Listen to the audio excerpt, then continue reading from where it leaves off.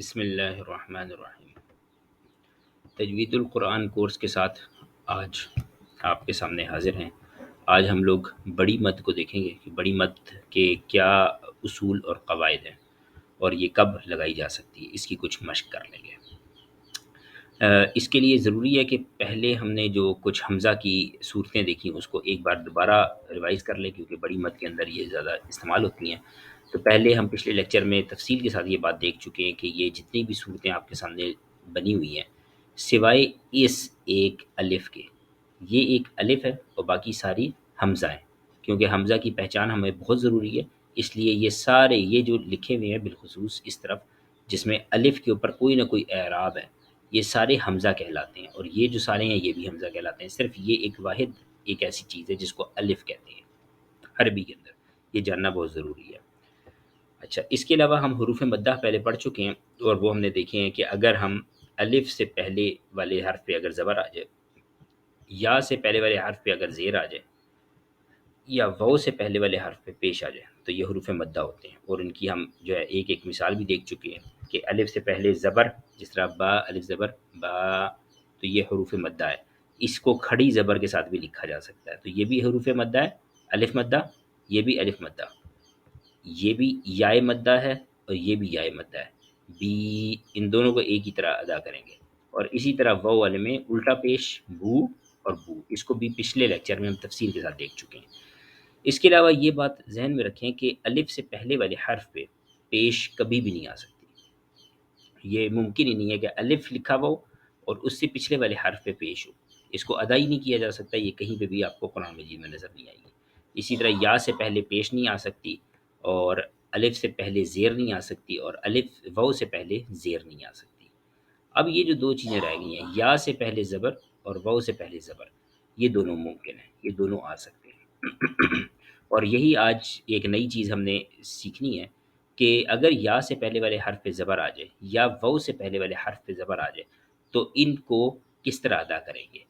اس کی مثال کیا ہے کہ یا سے پہلے اگر با ہے اور با پہ زبر ہے تو اس کو کس طرح پڑھیں گے، بئی بئی۔ اور قرآن مجید میں اس کی مثال کیا ہے، بینا۔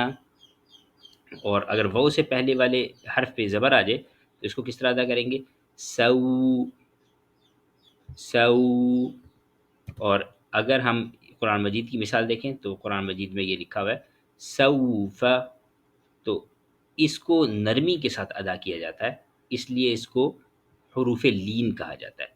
تو یہ حروف لین ہوتے ہیں اگر واو سے پہلے والے حرف پہ زبر یا سے پہلے والے حرف پہ زبر آ جائے۔ تو اب تک کا خلاصہ یہ ہوا کہ اگر الف سے پہلے زبر، یا سے پہلے زیر، واو سے پہلے پیش آ جائے تو ان کو حروف مدہ کہتے ہیں، اور اگر یا اور واو ان دونوں سے پہلے زبر آ جائے تو ان کو حروف لین کہتے ہیں۔ ان کی پہچان ضروری ہے تاکہ بڑی مد کو پہچانا جا سکے۔ چھوٹی مد جو کہ ہم پچھلے والے لیکچر میں ہم اس کو دیکھ چکے ہیں اور اس کو سیکھ چکے ہیں، اس کو مختصراً صرف آپ کے سامنے بتا دوں کہ ہم نے یہ پڑھا تھا کہ اگر دو کلمے ہیں، پہلے کلمے کے آخر میں حروف مدہ آ رہا ہو اور دوسرے کلمے کا شروع حمزہ سے ہو رہا ہو، اگر اس طرح کی مثال کوئی قرآن مجید میں ہمیں لکھی ہوئی نظر آئے گی، جس طرح وَقَضَيْنَا إِلَىٰ، یہ نون الف زبر نا، یہ کیا چیز ہے، الف مدہ، اور اگلا حرف کہاں سے شروع ہو رہا ہے، حمزہ سے، یہ ہم پہچان چکے ہیں یہ حمزہ ہے۔ تو ایسی صورت میں قرآن مجید میں جہاں بھی لکھا ہوا جائے گا یہاں پر چھوٹی مد لگے گی۔ تو اس کو ہم کس طرح پڑھتے ہیں، وَقَضَيْنَا إِلَىٰ۔ اسی طرح اگر یائے مدہ کی ایک مثال سامنے لے کے آئیں آپ کے، کہ یائے مدہ ہو پہلے کلمے کے آخر میں اور اگلا کلمہ شروع ہو رہا ہو حمزہ سے، الذی اسرا، تو اس کے اوپر کیا آ جائے گی، مد۔ یہ بات ذہن میں رکھیں کہ یہ مد آپ کو لکھی ہوئی نظر آئے یا نہ آئے، اگر آپ اس کو ملا کے پڑھ رہی ہیں الذی اسرا، آپ نے اس طرح پڑھنا ہے، بیچ میں وقف نہیں کرنا، تو آپ مد پڑھیں گے ہمیشہ، ٹھیک ہے۔ تو یہ سیکھنے کا مقصد بھی یہی ہے کہ ہم ان چیزوں کو سیکھ لیں، اور اگر کبھی ہمیں ملا کے پڑھنا پڑ جائے تو ہم یہاں پہ مد ہر صورت میں لگائیں۔ ویسے تو قرآن مجید میں یہ مد لگی ہوئی ہوتی ہے، لیکن اگر بیچ میں کہیں آیت ہے جیسے، اور یہاں پہ جس طرح تقتلو کے بعد فرض کر لیں، ویسے آیت نہیں مکمل ہو رہی، لیکن یہاں پہ اگر آیت مکمل ہو رہی ہے تو اس صورت میں یہاں پہ مد نہیں لگی ہوئی ہوتی، لیکن اگر آپ نے ملا کے پڑھنا ہے تو آپ نے مد پھر بھی پڑھنی ہے۔ تقتلوا اولادکم، یہاں پہ ہم نے مد پڑھی ہے، کیا وجہ ہے؟ کیونکہ یہ واو مدہ ہے، لام واو پیش لو، اور آگے حمزہ سے شروع ہو رہا ہے، تو اس لیے ہم نے یہاں پہ مد پڑھیں گے۔ اب باری آتی ہے بڑی مد کی۔ بڑی مد کی تین پہچانیں ہیں۔ چھوٹی مد میں ہم نے دیکھا تھا کہ حروف مدہ کے بعد حمزہ آ جائے تو چھوٹی مد ہوتی ہے، اور بڑی مد کی پہلی علامت یہی لکھی ہوئی ہے، حروف مدہ کے بعد حمزہ آ جائے۔ تو اس میں فرق یہ ہے کہ پہلی چھوٹی مد کے لیے حروف مدہ پہلے کلمے کا آخری حرف ہونا چاہیے تھا، اور حمزہ اگلے کلمے کا شروع ہونا چاہیے تھا، جبکہ بڑی مد کے اندر یہ ہے کہ اگر ایک ہی کلمے کے اندر حروف مدہ کے بعد حمزہ آ جائے، ایک ہی کلمے کے اندر، تو اس صورت میں ہم بڑی مد لگاتے ہیں اور اس کو پڑھا جاتا ہے۔ بڑی مد کی مقدار زیادہ ہوتی ہے، اس کو زیادہ کھینچنا ہوتا ہے چھوٹی مد کے مقابلے میں۔ بڑی مد کو بعض روایات میں 3، 5، 7 الف کی مقدار کھینچا جاتا ہے، لیکن اس کا خلاصہ یہ ہے، اتنا ذہن میں رکھیں کہ جب آپ قرآن مجید کی تلاوت کر رہے ہوں گے تو چھوٹی مد کے مقابلے میں بڑی مد کو زیادہ کھینچیں گے۔ اگر آپ ٹھہر ٹھہر کے بہت آرام سے تلاوت کر رہے ہوں گے تو چھوٹی مد کو 5 الف کے بقدر کھینچ رہی ہیں، تو بڑی مد کو 7 الف کے برابر کھینچنا ہے۔ تو خلاصہ آپ کو کیا میں نے بتایا ہے کہ چھوٹی مد کے مقابلے میں بڑی مد کو زیادہ لمبا کرنا ہے۔ اچھا، اب ایک ہی حرف کے اندر، ایک ہی کلمے کے اندر، یعنی کہ لفظ کے اندر اگر حروف مدہ کے بعد حمزہ آ جائے تو ہم کیا کرتے ہیں؟ ہم یہاں پر بڑی مد لگاتے ہیں۔ اسی طرح حروف مدہ کے بعد اگر ساکن حرف آ جائے، کوئی بھی حرف ہو جو کہ ساکن ہو، حروف مدہ آگے ساکن، تو تب بھی ہم بڑی مد لگاتے ہیں۔ اور اسی طرح حروف لین جو ہم نے آج سیکھے، ان کے بعد بھی اگر ساکن آ جائے تو تب بھی ہم بڑی مد لگاتے ہیں۔ یہ 3 جگہیں ہیں جن کی وجہ سے بڑی مد لگتی ہے، ان کے علاوہ کوئی اور نہیں ہے۔ اور یہ میں نے آپ لوگوں کی وجہ سے اس کو کیٹیگرائز اس طرح کیا ہے کہ یہ آپ لوگوں کو یاد رکھنا آسان ہو جائے، ورنہ اصل میں جب تجوید کا جو مکمل کورس ہوتا ہے اس کے اندر جو مد ہوتی ہیں ان کی کافی ساری اقسام ہوتی ہیں، وہ ساری بتائی جاتی ہیں، لیکن ان 3 کے اندر وہ ساری کور ہو جائیں گی، ٹھیک ہے؟ تو اب ہم ان کی باری باری مثال دیکھتے ہیں۔ اگر پہلا ہم حروف مدہ کے بعد حمزہ کی مثال دیکھیں تو آپ کے سامنے یہ دیکھیں مثال آئی ہے کہ لام کے اوپر کھڑی زبر ہے، تو یہ کیا ہو گیا؟ الف مدہ۔ الف مدہ کے بعد کیا آ گیا اگلا؟ آگے حمزہ، تو اس کو ہم کس طرح پڑھیں گے؟ یہاں پہ بڑی مد لگائیں گے، اولئک۔ اسی طرح شہداءکم، دال دال دال الف زبر دا، الف مدہ اور آگے حمزہ، تو یہاں پہ بڑی مد کی علامت لگے گی اور اس کو چھوٹی مد کے مقابلے میں زیادہ کھینچیں گے ہم۔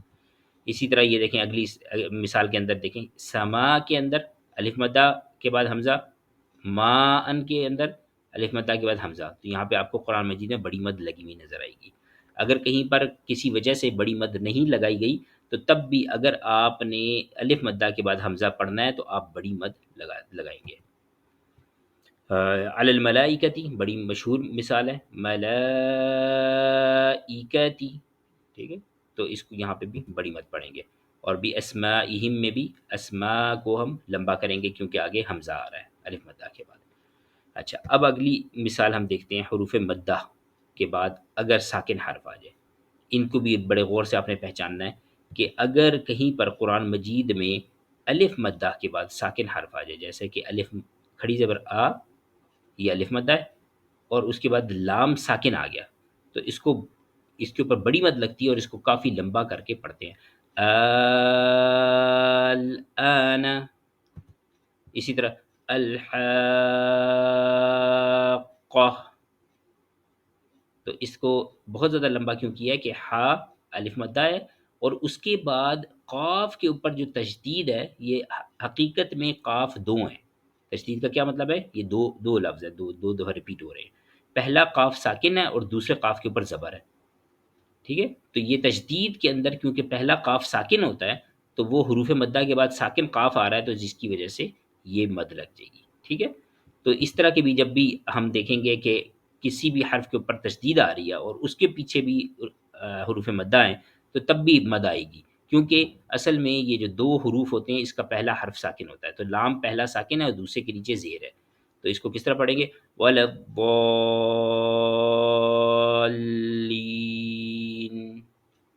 یہاں پر ایک بات اور ذہن میں رکھیں کہ اگر یہاں پر دیکھیں لام یہ یائے مدہ ہے، لام کے نیچے زیر ہے اور آگے یا ہے، تو یہ کیا ہے؟ یائے مدہ۔ یائے مدہ کے بعد نون ہے لیکن نون ساکن نہیں ہے کیونکہ نون کے اوپر زبر ہے، اس لیے یہاں پہ مد نہیں لگی ہوئی، مد لگاتے بھی نہیں ہے یہاں پر۔ لیکن اگر آپ نے آواز ایسی نکالنی ہے کہ جس میں نون ساکن ہو، جیسا کہ ہم والا ضالین پڑھتے ہیں تو نون کو ساکن پڑھتے ہیں، تو اگر ہماری ساؤنڈ، ہماری وائس اس طرح کی ہے کہ جس میں حروف مدہ کے بعد ہم ساکن حرف پڑھ رہے ہیں، تو اس صورت میں بھی ہم یہاں پہ مد لگا سکتے ہیں اور پڑھ سکتے ہیں، اور عموماً پڑھی جاتی ہے۔ جس طرح آپ دوبارہ غور سے سنیے گا کہ میں دو جگہ پہ مد پڑھتا ہوں، اور اکثر قراء کو آپ نے دیکھا ہوگا کہ ایسے ہی پڑھتے ہیں، وَلَضَّالِّينَ۔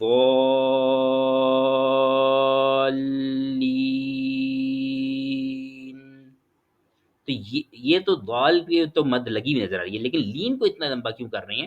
اس کی وجہ یہ ہے کہ یہاں پر نون کو ہم ساکن پڑھ رہے ہیں، تو جب پڑھنے میں ہم نے ساکن اس کو کیا تو اس سے پہلے حروف مدہ ہے، تو یہاں پہ بھی ہم مد پڑھ لیں گے، تو یہ بھی ہم مد یہاں پہ بھی پڑھی جا سکتی ہے۔ یہ بات ذہن میں رکھیں کہ یہ جو تین میں نے آپ کو نشانیاں بتا دی ہیں، حروف مدہ کے بعد حمزہ، حروف مدہ کے بعد ساکن، حروف لین کے بعد ساکن، اس کے علاوہ کوئی ایسی مثال آپ کو نہیں مل سکے گی جہاں پہ آپ مد پڑھتے ہوں یا لکھی ہوئی نظر آتی ہو، اور وہ ان تین کے علاوہ کوئی اور مثال ہو، ایسا نہیں ہو سکتا، ٹھیک ہے؟ تو آپ بس ان تین کو یاد رکھیں، ذہن میں رکھیں، تو آپ تمام مدوں کو پہچان لیں گے۔ اسی طرح والصافات میں فا دو ہیں، پہلا والا فا ساکن ہے، اور پہلے سواد کے اوپر الف مدہ ہے، دوسرے والا جو سواد ہے، پہلا سواد ساکن ہے، دوسرا سواد پہ الف مدہ ہے، اس والے سواد کے بعد جو فا آ رہا ہے وہ ساکن ہے، اس لیے اس کے اوپر مد آئے گی۔ اور اسی طرح اگر آپ نے کبھی دیکھا ہو کہ بسم اللہ الرحمن الرحیم، تو یہ دیکھیں میم کیا ہے؟ الف مدہ، اس کے بعد نون زیر والا ہے، یہ یا مدہ ہے اور اس کے بعد زیر والا ہے، تو کہیں پہ بھی ہمارے پاس مد نہیں بن رہی۔ لیکن جب اس کو پڑھ کر ہم رکتے ہیں یہاں پر آ کے، تو رکتے ہوئے میم کو ہم ساکن پڑھتے ہیں۔ اگر میم کو ہم ساکن پڑھیں گے تو اس سے پہلے ہمیں یائے مدہ نظر آ رہی ہے، تو ہم پھر اس کو کس طرح پڑھیں گے؟ بسم اللہ الرحمن الرحیم۔ ہم جو اس کو حیم کو لمبا کرتے ہیں، اس کی وجہ یہ ہے کہ میم کو ہم ساکن پڑھ رہے ہیں اور اس سے پہلے یائے مدہ ہے، تو اس لیے ہم لوگ اس کو ساکن پڑھتے ہیں۔ اب آتے ہیں کچھ اور مثالوں کی طرف کہ حروف مدہ کے بعد اگر ہمارے پاس ساکن حرف آ رہا ہے، اس کی کچھ مثالیں اور بھی ہیں قرآن مجید میں، ہم نے یہ والی مدیں بھی لگی ہوئی دیکھی ہیں۔ اب اس کی کیا وجہ ہے؟ الف لام میم، یہ کون سی مثال ہے؟ یہ تو ان میں سے لگ رہا ہے جیسے کوئی بھی نہیں ہے، لیکن یہ یہی والی مثال ہے، حروف مدہ کے بعد ساکن۔ اب اگر اس کو دیکھا جائے تو یہاں پر یہ جو لام ہے، اس کی ساؤنڈ کیا ہے؟ میں نے آپ کو بتایا کہ جو اعتبار ہوتا ہے وہ آپ کی آواز کا ہے، کہ آپ کی وائس اور ساؤنڈ وہ کیسی ہے۔ اس کو ہم پڑھتے کس طرح ہیں؟ اس والے پہلے والے کو، یہ علم تو نہیں پڑھتے نا، اس کو پڑھتے ہیں الف، تو الف اس کو ہم اس طرح پڑھ رہے ہیں جو نیچے لکھا ہوا آپ کو نظر آ رہا ہے، الف لام میم، اس کو اس طرح پڑھتے ہیں، حروف مقطعات ہے تو ان کو الگ الگ کر کے پڑھتے ہیں۔ تو جب لام ہم پڑھیں گے تو لام میں لام الف زبر لا کیا ہے؟ الف مدہ، اور آگے میم جو ہے، یہ والا میم لام کا جو آخر میں میم ہے، لام کے آگے جو میم لگا ہوا ہے نا، یہ ساکن ہوتا ہے۔ تو جب یہ ساکن ہے اور اس کو کبھی بھی ہم حرکت نہیں دے سکتے، ہمیشہ ساکن ہی پڑھیں گے، تو اس لیے اس کے اوپر مد لگ جاتی ہے۔ کیوں؟ یہ دیکھیں الف مدہ کے بعد میم ساکن، میم کے اندر دیکھیں میم یا زیر می، اور آگے میم ساکن میم، تو یہ یائے مدہ کے بعد میم ساکن، تو حروف مدہ کے بعد ساکن حرف، حروف مدہ کے بعد ساکن حرف، اس وجہ سے ان دونوں کے اوپر بڑی مد لگتی ہے۔ تو اب اگر آپ کے سامنے الف لام میم لکھا ہوا آ جائے اور اس کے اوپر کوئی بھی مد نہ لگی ہوئی ہو، تو آپ آواز کو پہچانتے ہوئے یہ والی دو مدیں لگا سکتے ہیں، آپ پڑھ سکتے ہیں اس کو، الف لام میم۔ آپ نے بڑی مد کیوں پڑھی ہے؟ کیونکہ یہ حروف مدہ کے بعد ساکن حرف آ رہا ہے، اس لیے دونوں کے اندر۔ اسی طرح یہ یاسین کی مثال دیکھ لیں، اس کو ہم نے اس کو یس تو نہیں پڑھ سکتے نا، اس کو حروف مقطعات ہیں، یا الگ پڑھنا ہے اور سین الگ پڑھنا ہے۔ اب آواز اگر سنیں تو کیسی بن رہی ہے؟ اس طرح یا، تو یا کی آواز کیسی بن رہی ہے؟ الف مدہ کی طرح، تو اس لیے ہم یہاں پہ کھڑی زبر لگا دیتے ہیں، اور اس کی کوئی وجہ نہیں ہے۔ سین کی آواز کیسے بن رہی ہے؟ سائی، سین یا زر سی، یائے مدہ اور آگے نون ساکن، تو جب یائے مدہ کے بعد نون ساکن آ گیا ہے تو اس پہ بڑی مد پڑھیں گے، یہ ہم اصول پڑھ چکے ہیں، اس لیے یہ بڑی مد پڑھی جاتی ہے، یاسین۔ اور اسی طرح اگر ہم ایک اگلی اگزامپل دیکھیں نون کی، تو وہ بھی اسی طرح ہے کہ واو مدہ کے بعد نون ساکن آ رہا ہے، تو اس لیے اس کے اوپر نون، اس طرح پڑھ رہے ہیں، لمبا اس کو کرتے ہیں، ٹھیک ہے؟ تو اس کی وجہ کیا ہے؟ کیونکہ ہم نے حروف مدہ کے بعد ساکن حرف آنے پر، یہ لکھا حروف مدہ آنے کے بعد ساکن حرف آنے پر مد پڑھنی ہے۔ اسی وجہ سے حروف مقطعات میں آپ کو جو مدیں نظر آتی ہیں وہ بھی زیادہ تر اسی اصول کے تحت ہوتی ہیں۔ حروف لین دیکھ لیں، حروف لین کے بعد اگر ساکن حرف آ جائے تو اس میں مد پڑی جاتی ہے۔ اس کی مثال جو ہے قرآن مجید میں واضح طور پہ کہیں پہ بھی مد لگی ہوئی آپ کو نہیں نظر آئے گی حروف مقطعات کے علاوہ، وہ مثال اس کے بعد آنے والی ہے۔ لیکن ویسے جہاں پہ بھی اگر حروف لین، جس طرح یہ حروف لین ہے، یہ دیکھیں را پہ زبر ہے اور آگے یا ہے۔ حروف لین ہم نے کیا پڑھے تھے؟ یا اور واو سے پہلے والے حرف پہ اگر زبر آ جائے گا تو حروف لین کہلاتے ہیں۔ تو ان کی مثالیں یہ آپ کے سامنے ہیں، جس طرح یا سے پہلے والے حرف زبر رائی، رائی، اور آگے شین کو ہم ساکن پڑھتے ہیں اگر ہم رکتے ہیں، اگر ہم رکیں گے تو قریش پڑھیں گے، تو اس صورت میں ہم اس کو لمبا کر سکتے ہیں۔ ہم کس طرح پڑھتے ہیں؟ لِإِيلَافِ قُرَيْشٍ إِيلَافِهِمْ رِحْلَةَ الشِّتَاءِ وَالصَّيْفِ۔ اب صیف کو ہم نے کیوں لمبا کیا ہے؟ کیونکہ یہ حروف لین ہے، یا سے پہلے والے حرف پہ زبر، حروف لین، اور آگے فا کو ہم نے ساکن پڑھا ہے۔ اگر ہم ملا کے پڑھیں گے پھر اس کو پڑھیں گے صیفی فلیعبدوا، پھر ہم کبھی بھی اس پہ مد نہیں پڑھ سکتے۔ لیکن اگر ہم رک رہے ہیں تو پھر ہم اس پہ مد پڑھ سکتے ہیں۔ کیوں؟ کیونکہ اصول یہ ہے کہ حروف لین کے بعد ساکن آ جائے تو مد ہوتا ہے۔ یہ سورہ قریش جو ہے اس میں ہر آیت کی اینڈ پہ یہ دیکھیں بعید حروف لین کے بعد ساکن پڑھتے ہیں، خوف حروف لین کے بعد ساکن پڑھتے ہیں، واو سے پہلے والے حرف پہ زبر حروف لین، اور یہ آگے ہم فا پہ رکتے ہیں تو ساکن پڑھتے ہیں۔ تو اس پوری صورت کے اندر جو آپ دیکھتے ہیں کہ قراء حضرات آیت کے آخر میں لمبا کرتے ہیں، وہ اسی اصول کے تحت مد پڑھتے ہیں۔ اب اس کی ایک مثال اور دیکھ لیتے ہیں، حروف لین کے آخر میں اگر جو ساکن آ رہا ہوتا ہے، یہ دیکھیں یہ بھی حروف مقطعات ہے، کاف کاف ہا یا عین صاد۔ اب کاف کو آپ نے مد کیوں پڑھا؟ کاف کے اوپر مد اس لیے پڑھا ہے کیونکہ یہ دوسرا والا اصول اس پہ لگا ہے، حروف مدہ کے بعد ساکن آیا ہے۔ یہ دیکھیں کاف، کاف الف زبر کا اور آگے ساکن کاف، اس لیے ہم نے اس کے اوپر بڑی مد لگا دی، ٹھیک ہے۔ اب یہ عین کے اوپر کیوں بڑی مد لگائی ہے؟ عین کے اوپر مد اس لیے لگائی ہے کیونکہ عین زبر یا آئی، آئی یہ یائے مدہ ہے اور اس کے بعد نون ساکن، تو یہ تیسرا والا رول لگا ہے، حروف لین کے بعد ساکن آ گیا عین، تو اس لیے اس کے اوپر بھی بڑی مد لگائی جاتی ہے۔ تو یہ والا جو تیسرا اصول ہے، اس کے اوپر صرف دو حروف مقطعات ہیں جن کے اندر آپ کو یہ نظر آئے گی۔ دوسرا کیا ہے؟ حامیم عین سین قام، یہ بھی عین جو ہے نا، عین کی مثال یہ اسی لیے مد لگی ہوئی ہے اس کے اوپر کیونکہ حروف لین کے بعد ساکن آنے کے اوپر ہم لوگ اس کے اوپر مد لگاتے ہیں۔ تو یہ تین آپ نے دیکھ لی ہیں کہ ہمارے پاس مثالیں ہیں جس کے اندر ہم لوگ حروف مدہ کے بعد حمزہ آنے پر، حروف مدہ کے بعد ساکن آنے پر، حروف لین کے بعد ساکن آنے پر